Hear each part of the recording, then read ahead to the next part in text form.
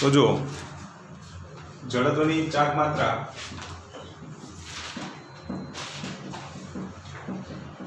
જડત્વની ચાક માત્રાનું સૂત્ર યાદ રાખજો।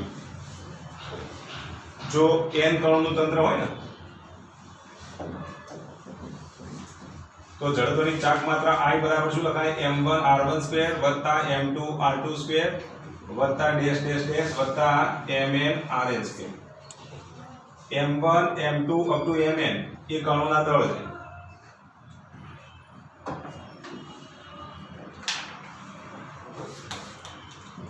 એ કણોના દળ છે અને r1 r2 dash dash dash rn એ પરિભ્રમણ અક્ષથી લંબ અંતરો છે।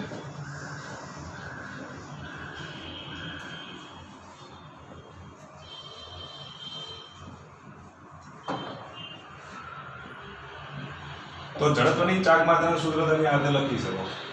જો n કણોનું તંત્ર હોય ને તો જડત્વની ચાક માત્રાનું સૂત્ર કયું આવશે I બરાબર m1 r1 સ્ક્વેર વત્તા m2 r2 સ્ક્વેર વત્તા mn rn સ્ક્વેર। જ્યાં m1 થી mn એ કણોના દળ છે, r1 થી rn એ પરિભ્રમણ અક્ષને અનુલક્ષીને શું છે લંબ અંતરો છે।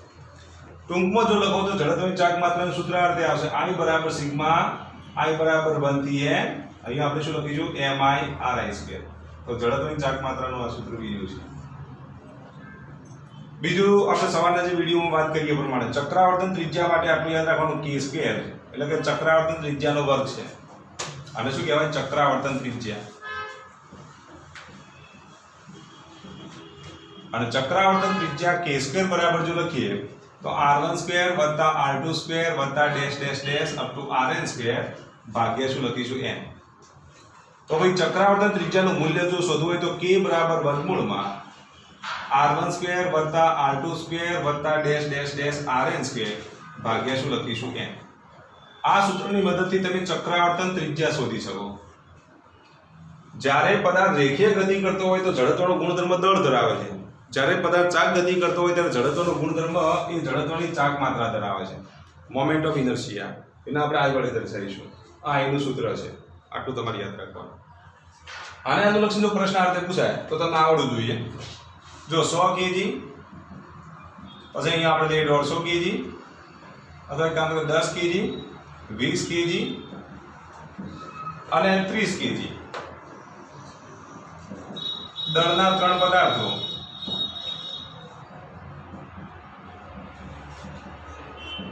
ના સ્થાન સદિશો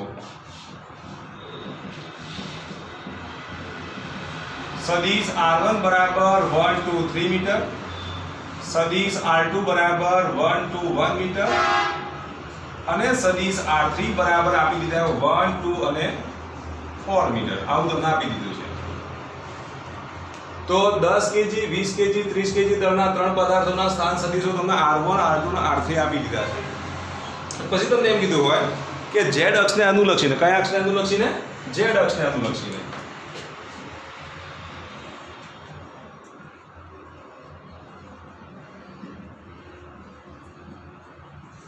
જડત્વની ચાક માત્રા શોધો। જો z અક્ષને અનુલક્ષીને જડત્વની ચાક માત્રા હું શોધી કાઢું છું। y અક્ષને અનુલક્ષીને જડત્વની ચાક માત્રા તમારે શોધવાની છે। કયા અક્ષને અનુલક્ષીને? y અક્ષને અનુલક્ષીને। તો જો z અક્ષને અનુલક્ષીને જડત્વની ચાક માત્રા શોધવી હોય તો પરિભ્રમણ અક્ષ કયો કહેવાય? z અક્ષ કહેવાય। અને પરિભ્રમણ અક્ષ z અક્ષ હોય તો બધા જ બિંદુઓ માટે z એમ કેટલો લેવાનો? 0 લેવાનો। તો z અક્ષ એ પરિભ્રમણ અક્ષ બને અને પરિભ્રમણ અક્ષ માટે z એમ કેટલો થશે? બધા પરિભ્રમણ અક્ષ ઉપરના બિંદુઓ લઈએ તો z એમ નું મૂલ્ય કેટલું લેવાનું? 0 લઈ લેવાનું। તો જો z અક્ષ માટે z બરાબર 0 લેતા તો ભાઈ સદિશ r1 આ રીતે લખાય। સદિશ r1 બરાબર જો લખીએ તો 1 2 0 એટલે પછી r1 બરાબર જો લખીએ તો વર્ગમૂળમાં શું લખીશું? 1 નો વર્ગ વત્તા 2 નો વર્ગ વત્તા 0 નો વર્ગ, કારણ કે આ તો સદિશ છે। એનું મૂલ્ય લઈએ તો r1 બરાબર શું લખીશું? વર્ગમૂળમાં પહેલા ઘટકનો વર્ગ વત્તા બીજા ઘટકનો વર્ગ વત્તા ત્રીજા ઘટકનો વર્ગ। તો પછી r1 ની કિંમત કેટલી મળશે? 1 નો વર્ગ એટલે 1, 2 નો વર્ગ એટલે 4, 4 ને 1 5 થાય। r1 ની કિંમત મળી। તો પછી r1 સ્ક્વેર ની કિંમત કેટલી મળશે? જો અહીંયા તો r1 સ્ક્વેર જોઈએ જડત્વની ચાક માત્રામાં, તો r1 સ્ક્વેર ની કિંમત કેટલી મળે? તો 5 મળે કે નહીં? તો પહેલા સદિશ માટેના ઘટકો લખીએ તો 1 2 0 માટે r1 એટલે આ સદિશનું મૂલ્ય એટલે વર્ગમૂળમાં 1 નો વર્ગ વત્તા 2 નો વર્ગ વત્તા 0 નો વર્ગ તો આના બરાબર વર્ગમૂળમાં 5 થાય તો r1 સ્ક્વેર ની કિંમત કેટલી મળે તો 5 મળે. કયા અક્ષને અનુલક્ષીને આપણે વાત કરીએ છીએ? z અક્ષને અનુલક્ષીને. ચલો r2 કોણ બોલશે? ચલો r2 બરાબર r2 છે તમારી જોડે.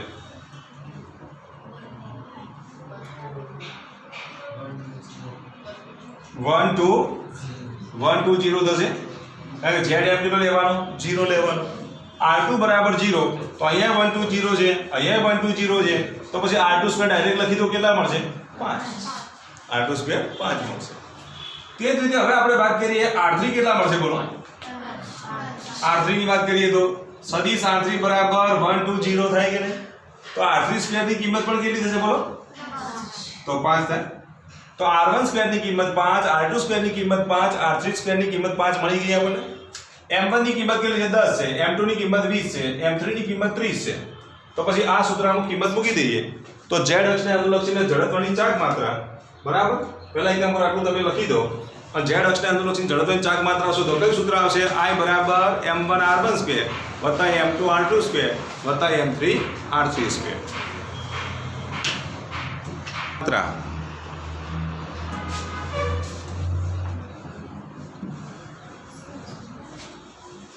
તો z અક્ષને અનુલક્ષીને જડત્વની ચાક માત્રા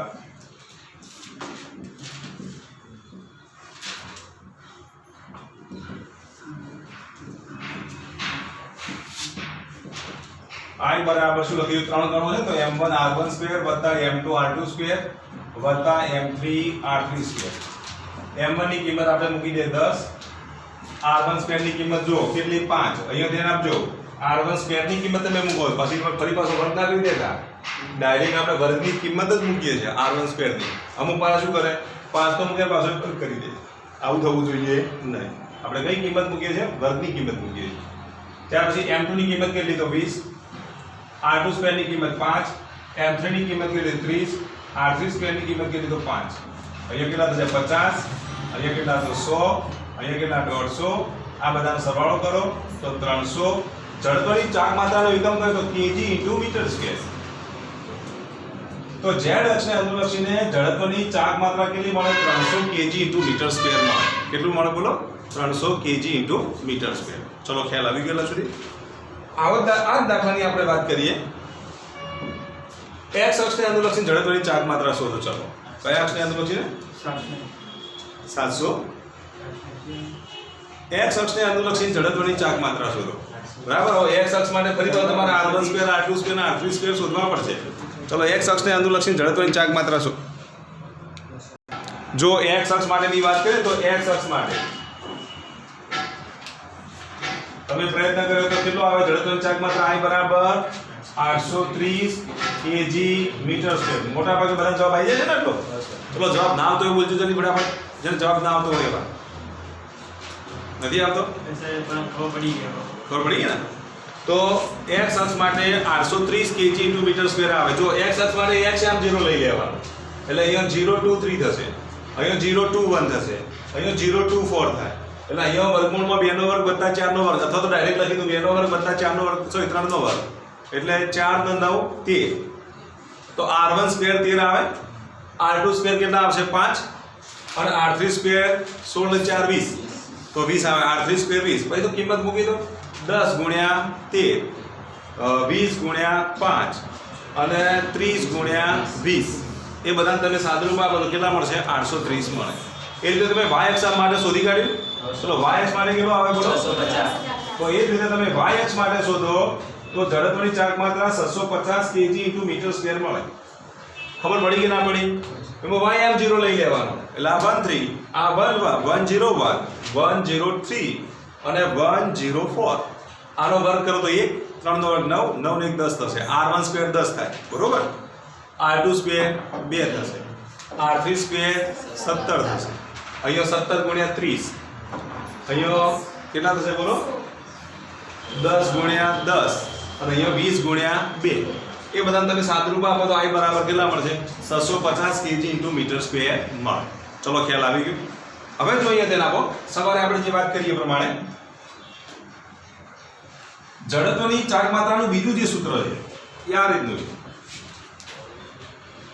જડત્વની ચાક માત્રાનું જનરલ સૂત્ર જો લખીએ તો જનરલ સૂત્ર I બરાબર mk².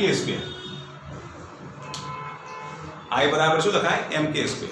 m એ દળ પદાર્થનું કુલ દળ અને k એ ચક્રાવર્તનની ત્રિજ્યા, જ્યાં m એ પદાર્થનું દળ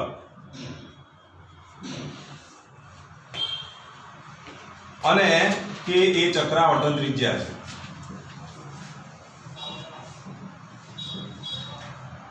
હવે આને અનુલક્ષીને ઓબ્જેક્ટિવ આવું પૂછાયેલું છે. 3 કણોના પદાર્થનું કુલ દળ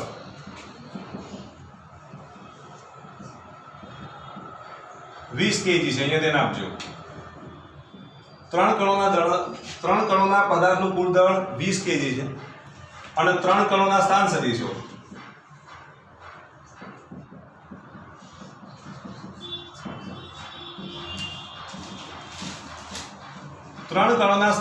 આપી દીધા હોય. R1 બરાબર 2 1 4, R2 બરાબર 1 -1 2 અને R3 બરાબર 1 1 -1 આ રીતે આપી દીધા છે. તો એક z અક્ષને અનુલક્ષીને, બીજું y અક્ષને અનુલક્ષીને જડત્વની ચાક માત્રા શોધો. z અક્ષને અનુલક્ષીને અહીંયા શોધવાની, પણ y અક્ષને અનુલક્ષીને હોમવર્કમાં આપી દઉં એટલે આપણો ટાઈમ બચી જાય. બરોબર? z અક્ષને અનુલક્ષીને અહીંયા તમે જડત્વની ચાક માત્રા શોધો, y અક્ષને અનુલક્ષીને હોમવર્કમાં. તો ચલો અહીંયા તો 3 કણોનું કુલ દળ આપી દીધું છે. m1 m2 m3 આપે જ નથી, તો તમે શું કરશો બોલો? કઈ રીતે કોમન કાઢશો? એવું કેવું કીધું દળ સરખું છે? I બરાબર m r1² r2² r3² બરાબર. તો ચક્રાવર્તન ત્રિજ્યાવાળું સૂત્ર આવે. I બરાબર કયું તો mk² ની કિંમત મૂકી શકો કે નહીં? કુલ દળ લેવું હોય તો k² લેવા પડે કે નહીં? અને k² ની કિંમત કેટલી? r1² + r2² + r3² ભાગ્યા 3. ખ્યાલ આવી ગયો? તો એ વખતે તમારે k² ની કિંમત મૂકવી પડે. k² નું સૂત્ર તમને ખબર છે કે k² બરાબર શું લખાય? r1² + r2² + r3² 3. એ કિંમત અહીંયા મૂકી દો એટલે જડત્વની ચાક માત્રા મળી જશે. ખબર પડી કે નહીં? તો z અક્ષ માટે જો લખીએ તો z એ આમ 0 લઈ લો એટલે r1² r2² r3² મળી જશે. એના આપણે એમાં k² ની કિંમત મળી જશે. એ k² ની કિંમત અહીંયા મૂકી દો. m ની કિંમત 20 આપી દીધી છે. તો જડત્વની ચાક માત્રા I બરાબર mk² વાળું સૂત્ર વાપરી અને તમે જડત્વની ચાક માત્રા શોધી શકો. ચલો ખબર પડી કે ના પડી? એ રીતે જો y અક્ષ માટે તમારે y m 0 લઈ લેવાનો, પછી r1² r2² r3² મળે કે નહીં? એને અનુરૂપ તમને k² મળશે કે નહીં? એ k² મળી જાય કિંમત તમે આમાં મૂકી દો એટલે જડત્વની ચાક માત્રા મળે કે ના મળે? કદાચ તમને એમ પૂછે, જુઓ z અક્ષને અનુલક્ષીને જડત્વની ચાક માત્રા શોધો, y અક્ષને અનુલક્ષીને જડત્વની ચાક માત્રા શોધો, અને ત્રીજું x અક્ષને અનુલક્ષીને અહીંયા ધ્યાન આપજો ચક્રાવર્તન ત્રિજ્યા શોધો. તો પછી આ k² મળે કે ના મળે? એનું પછી વર્ગમૂળ લઈ લો એટલે ચક્રાવર્તનની ત્રિજ્યા k મળે કે ના મળે? x અક્ષને અનુલક્ષીને ચક્રાવર્તનની ત્રિજ્યા શોધવાનું પણ પૂછે તો પણ આ રીતે તમારે દાખલો ગણવો પડે. ચલો તમે પ્રયત્ન કરો. પહેલા ના આવડે તો હું શીખવાડું, પહેલા તમે જાતે ટ્રાય કરો.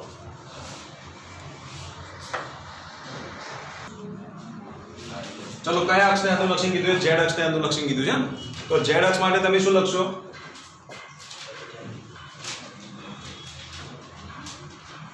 જો z અક્ષ માટે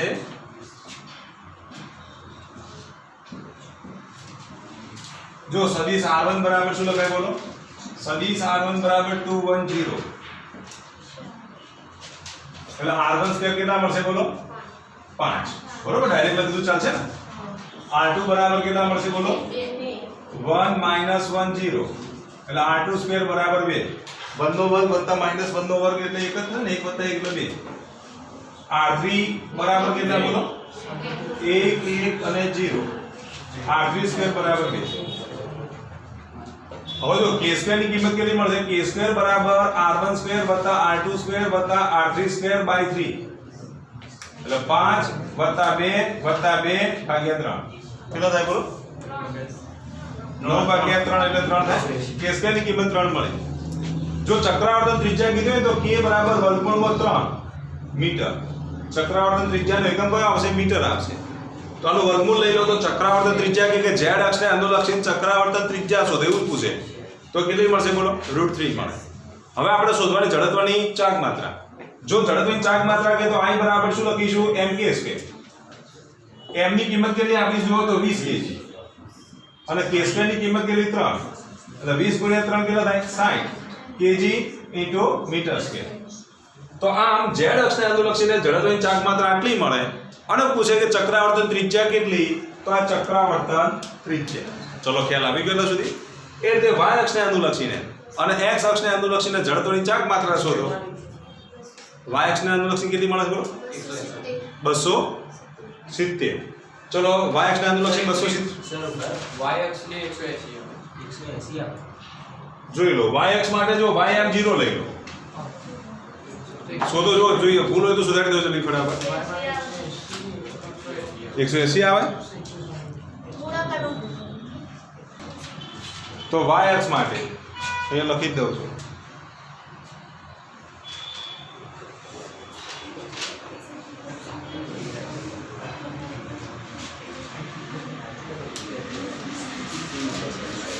y અક્ષ માટે ચક્રાવર્તન ત્રિજ્યા k² ની કિંમત કેટલી આવે બોલો? 8. k² ની કિંમત 8. k બરાબર 2√2 બરાબર ને? y અક્ષ માટે જડત્વની ચાક માત્રા કેટલી આવે બોલો? સર x અક્ષ માટે સર આ x અક્ષ તો y અક્ષ માટે શું આવે? k² ની કિંમત 9 આવે. y અક્ષ માટે 9 આવે તો 9 તો k ની કિંમત કેટલી? 3. અને જડત્વની ચાક માત્રા I બરાબર mk². કેટલા આવશે? m ની કિંમત કેટલી? 20 ગુણ્યા 9 180 kg મીટર². ચલો x અક્ષ માટે k² ની કિંમત કેટલી આવે બોલો? 8 આવે. એટલે k ની કિંમત કેટલી? તો 2√2 મીટર. અને જડત્વની ચાક માત્રા I બરાબર mk² મુજબ શું લખીશું બોલો? 20 ગુણ્યા 8 160 kg મીટર². પણ અહીંયા તો ખાલી માત્ર આ ચક્રાવર્તન ત્રિજ્યા શોધવાનું કહ્યું છે. જેટલું કીધું એટલું જ કામ કરવાનું. ચક્રાવર્તન ત્રિજ્યા કીધું હોય તો આટલું જ શોધવાનું. અને જડત્વની ચાક માત્રા શોધવાનું કહે તો પછી આ રીતે તમારે શોધવી પડે. હવે જો અહીંયા ધ્યાન આપો.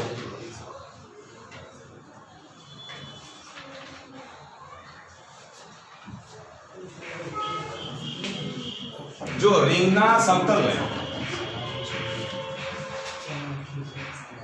m દળ ધરાવતી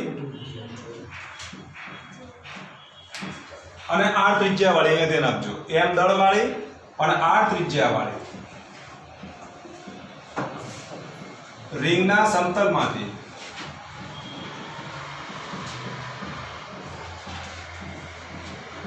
રિંગના સમતલને લંબ.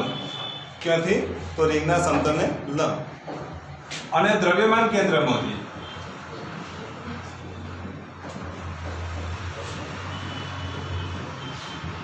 પસાર થતા અક્ષને અનુલક્ષીને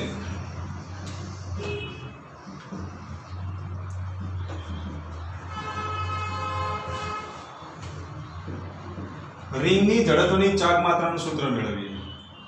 રિંગની જડત્વની ચાક માત્રા તથા ચક્રાવર્તન ત્રિજ્યા શોધો.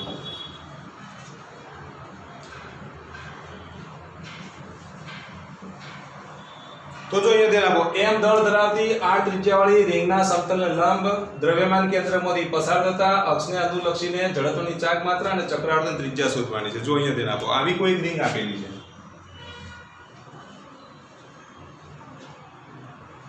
રિંગનું સમતલ એટલે બોર્ડ. આ રિંગનું સમતલ કહેવાય. શું કહેવાય? રિંગનું સમતલ. ધારો કે મારી પાસે નાની રિંગ છે એકદમ, તો આ રિંગનું સમતલ કહેવાય. હવે એને લંબ જો આપણે અક્ષ દોરીએ ને તો આ રીતે દોરે. આનું દ્રવ્યમાન કેન્દ્ર ક્યાં છે બોલો? તો અહીંયા વચ્ચે હોય. જ્યાં દળનું વિતરણ થયેલું નહીં ત્યાં તમને શું જોવા મળે? દ્રવ્યમાન કેન્દ્ર જોવા મળે. એને લંબ અક્ષ દોરીએ તો આ રીતે દોરે. તો આ તેનો લંબ અક્ષ અહીંયા હશે. આ ટપકાવાળી મેં દર્શાવે. આ એનો અક્ષ છે. કેમ ટપકાવાળી દર્શાવી છે? ધારો કે આમ આપણે મૂકી દઈએ તો તમને આ ટપકું જ દેખાશે. ધારો કે આ માર્કર પેન છે પણ તમને શું દેખાય? માત્ર ટપકું દેખાય. શું દેખાય? ટપકું દેખાય. દેખાય ટપકું? હા. બરાબર. તો શું દેખાશે? માત્ર ટપકું દેખાય. તો આ એનો પરિભ્રમણાંક છે. આ શું છે? પરિભ્રમણાંક. આ રિંગનું સમતલ. આ રિંગના સમતલને લંબ પરિભ્રમણાંક આ રીતે આપી દીધો છે તમારી તરફનો. એને અનુલક્ષીને આ રિંગ કેટલા ઓમેગા જેટલા કોણીય વેગથી પરિભ્રમણ કરે છે. કેટલા વેગથી પરિભ્રમણ કરે છે? ઓમેગા જેટલા કોણીય વેગથી આ રીતે પરિભ્રમણ કરે છે. આ રીતે જો આ રીતે પરિભ્રમણ કરે તો પછી આની ઝડપની ચાક માત્રા કેટલી હોય તે આપણે શોધવાની છે. એનો કોણીય વેગ કેટલો? ઓમેગા. આ રિંગનું દળ કેટલું છે? આનું દળ m છે. આનું દળ m છે. સમગ્ર દળ અહીંયા વિતરિત થયેલું છે. જુઓ આ પરિઘ ઉપર જ દળ તમને જોવા મળે, વચ્ચે તો દળ જોવા મળશે નહીં. તો સમગ્ર દળ કેટલા અંતરે વિતરિત થયેલું છે? બોલો કેટલા અંતરે વિતરિત થયેલું છે? પરિભ્રમણ અક્ષથી કેટલા અંતરે દળ વિતરિત થયેલું છે? તમે બોલો. અહીંયા તમે દળ લો તો r અંતરે વિતરિત થયેલું કહેવાય કે ના કહેવાય? ધારો કે આ દળ મારે લેવું હોય તો કેટલા અંતરે વિતરિત થયેલું છે? r અંતરે. કોઈ પણ બિંદુ તમે પસંદ કરો, દળ ઉપરનું કોઈ પણ બિંદુ પસંદ કરો, કેટલા અંતરે હોય? બોલો r અંતરે હોય. તો રિંગનું સમગ્ર દળ ક્યાં વિતરિત થયેલું છે? બોલો r અંતરે. પરિભ્રમણ અક્ષથી કેટલા અંતરે? r અંતરે વિતરિત થયેલું છે. તો ખબર પડી ગઈ ને? હવે જો રિંગ ઓમેગા જેટલા કોણીય વેગથી પરિભ્રમણ કરે તો આ દળના વિતરિતવાળા તમામ બિંદુઓનો રેખીય વેગ કેટલો હોય? તો આ દરેકનો જો આપણે રેખીય વેગ લઈએ તો રેખીય વેગ v બરાબર શું લખીશું? r ઓમેગા લખાય કે નહીં? તો રિંગ ઉપરના દરેક કણનો રેખીય વેગ કેટલો મળશે? r * omega. હમણાં જ આપણે ટેસ્ટ આપ્યો. રેખીય વેગ અને કોણીય વેગ વચ્ચેનો સંબંધ કયો? v બરાબર શું લખાય? r omega. r ની જગ્યાએ અહીંયા અંતર કયું છે? કેપિટલ R છે. તો રિંગ ઉપરના તમામ કણોનો રેખીય વેગ કેટલો છે? બોલો r ઓમેગા છે. તો રિંગ ઉપર દળનું વિતરણ r અંતરે છે. તો પરિભ્રમણ અક્ષથી અહીંયા લખી દઉં છું. પરિભ્રમણ અક્ષથી રિંગ પર દળનું વિતરણ કેપિટલ R અંતરે છે. અને રિંગ ઉપરના દરેક કણનો રેખીય વેગ કેટલો હશે? તો રિંગ ઉપરના દરેક કણનો રેખીય વેગ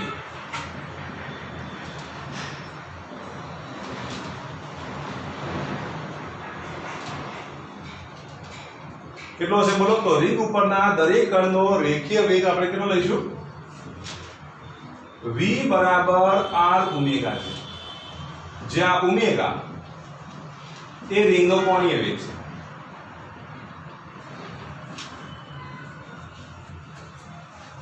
જો તમે રેખીય વેગ જાણતા હોય, રિંગનું દળ જાણતા હોય તો પછી આની ગતિ ઊર્જા સૂત્ર વાપરી શકો કે નહીં? તો રિંગની ગતિ ઊર્જા સૂત્ર વાપરીએ તો ગતિ ઊર્જા k બરાબર શું લખીશું? 1/2 mv² લખાય કે નહીં? અહીંયા કેપિટલ M હોય તો કેપિટલ M v² લખાય. તો રિંગની ગતિ ઊર્જા સૂત્ર કયું આવશે? k બરાબર 1/2 mv².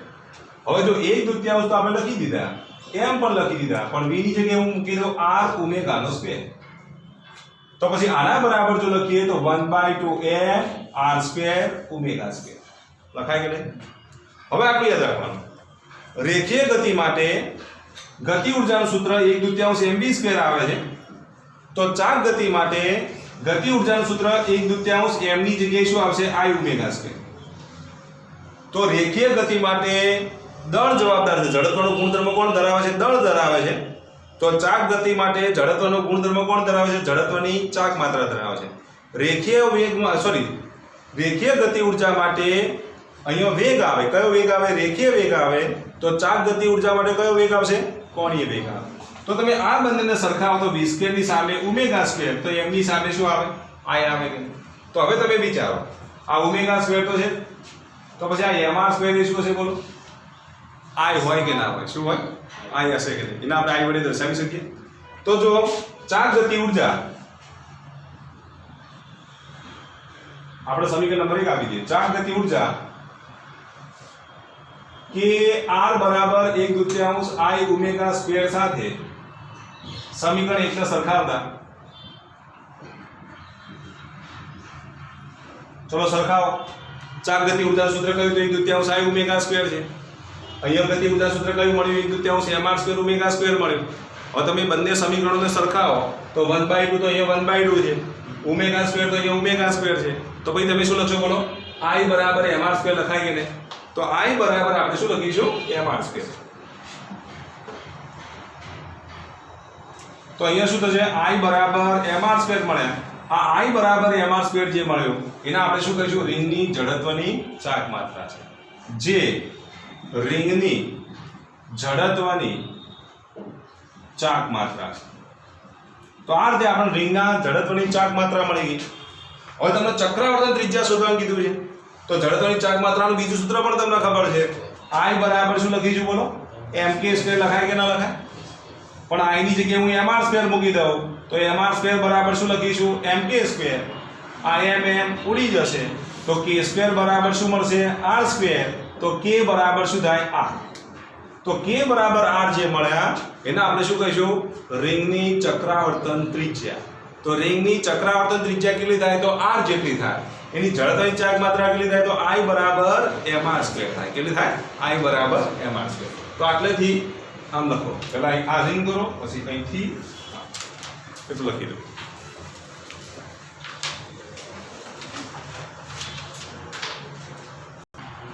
ચલો લખી રહ્યા તમે. હવે જો આ રિંગ છે કે નહીં? હા. તો રિંગના દ્રવ્યમાન કેન્દ્રમાંથી પસાર થતા અક્ષને અનુલક્ષી જડત્વની ચાક માત્રા કેટલી? I બરાબર mr². તમને તો રિંગ દેખાય છે ને? ખરેખર તો પોલો નળાકાર. આ શું છે? પોલો નળાકાર. તમે જુઓ તો શું દેખાય? તમે જુઓ તો રિંગ દેખાય. તો પછી પોલા નળાકારની જડત્વની ચાક માત્રા પણ કેટલી હશે? I બરાબર mr². એના અક્ષમાંથી પસાર થતો I નો અક્ષ બની જશે. રિંગનું દ્રવ્યમાન કેન્દ્ર એનું શું બનશે? અક્ષ. બરાબર. રૂપિયાના સિક્કાઓ તમે ગોઠવો તો શું પડે? નક્કર નળાકાર બને. એમાં તમે રિંગો જો ગોઠવો, એક રિંગ ઉપર બીજી રિંગ ઉપર ત્રીજી રિંગ ગોઠવો, આ એક રિંગ ઉપર બીજી રિંગ ઉપર ત્રીજી રિંગ તમે આ રીતે ગોઠવો તો શું બનશે બોલો? પોલો નળાકાર બને. શું બને? પોલો નળાકાર. I નો શું બનશે? અક્ષ બને. આ શું બનશે? અક્ષ.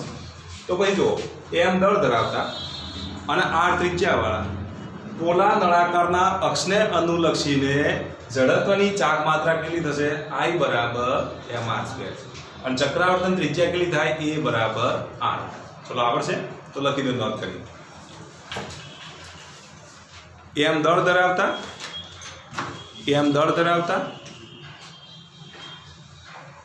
અને r ત્રિજ્યાવાળા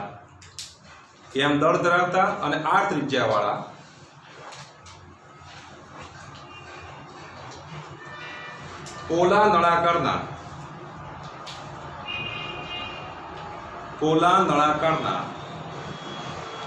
અક્ષને અનુલક્ષીને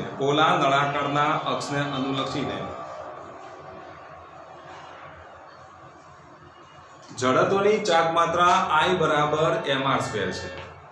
જડત્વની ચાક માત્રા I બરાબર mr² છે.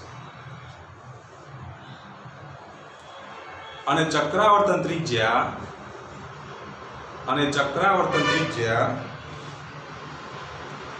k બરાબર r છે. ચક્રાવર્તન ત્રિજ્યા k બરાબર r છે. ચલો ખ્યાલ આવી ગયો. તો રિંગની જે જડત્વની ચાક માત્રા મળે એ જ પોલા નળાકાર. તો અહીંયા આપણે સ્ટોપ કરીએ છીએ.